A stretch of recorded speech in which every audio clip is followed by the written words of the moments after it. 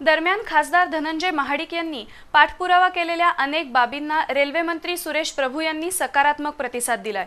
Kolhapur Pune railway लाईनचं दुहेरीकरण आणि विद्युतीकरणाची मागणी होती।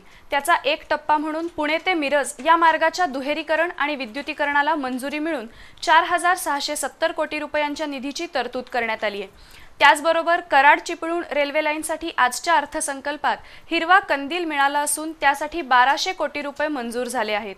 सुरक्षेच्या दृष्टिकोनातून महिलांच्या डब्यात सीसीटीव्ही कॅमेरे, रेल्वे स्टेशनवर लिफ्ट आणि एस्केलेटर ही धनंजय महाडिक यांनी केलेली मागणी ही रेल्वे मंत्र्यांनी मान्य करून त्यासाठी 120 कोटी रुपयांची तरतूद केली आहे। खासदार धनंजय महाडिक यांनी रेल्वे मंत्र्यांकडे सातत्याने केलेल्या पाठपुराव्याला यश आलंय। कोल्हापूर आणि पश्चिम महाराष्ट्राच्या अनेक मागण्या रेल्वे मंत्रालयाकडे प्रलंबित आहेत। त्याबाबत खासदार धनंजय महाडिक यांनी गेल्या 8 महिन्यात रेल्वे मंत्र्यांकडे सातत्याने पाठपुरावा केला होता। तत्कालीन रेल्वे मंत्री सदानंद गौडा यांच्याकडे कोल्हापूर पुणे मार्गाचं दुहेरीकरण आणि विद्युतीकरणाची मागणी केली होती। त्याचबरोबर नामदार सुरेश प्रभू यांनी रेल्वे मंत्रालयाचा पदभार स्वीकारल्यानंतर कोल्हापूरला भेट दिली असता खासदार महाडिक यांनी याच मागणीबाबत पाठपुरावा केला होता। शिवाय कोल्हापूर कोकण रेल्वेला जोडावं अशीही मागणी खासदार महाडिक यांनी केली होती।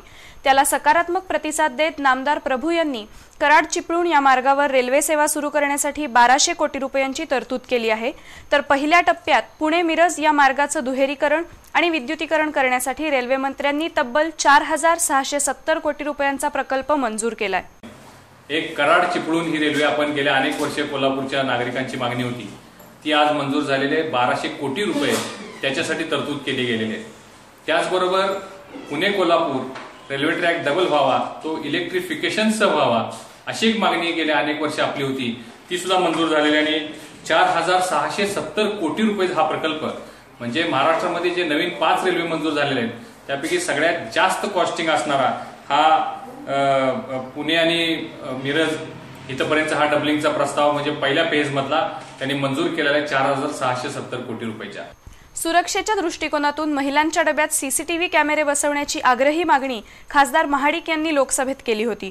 त्याचबरोबर वृद्ध आणि अपंगांच्या सोयीसाठी रेल्वे स्टेशनवर लिफ्ट आणि एस्केलेटर बसवण्याची मागणी खासदार महाडिक यांनी केली होती। त्याबाबत सातत्याने पाठपुरावाही केला होता। आजच्या रेल्वे अर्थसंकल्पात या दोन्ही मागण्या मान्य झाल्या।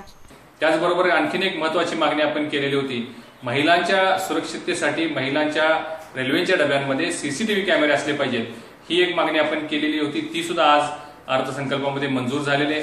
त्याचबरोबर मुंबईसारख्या ठिकाणी एक्स्केलेटर असले पाहिजेत, इलेक्ट्रॉनिक जिने असले पाहिजेत, वयस्कर लोकांसाठी, जुन्या जाणत्या लोकांसाठी एक्स्केलेटर असले पाहिजे, ज्यांना गुडघ्यांचा त्रास आहे, आजार आहे अशा लोकांसाठी 120 कोटी रुपये हे सुद्धा या अर्थसंकल्पात मंजूर झालेले आहेत। कराड चिपळूण नवा रेल्वे मार्ग आणि पुणे मिरज मार्गाचं दुहेरीकरण होणार असल्यानं कोल्हापूरकरांच्या दृष्टीनं हा अर्थसंकल्प दिलासा देणारा आहे असं मत खासदार महाडिक यांनी व्यक्त केलं।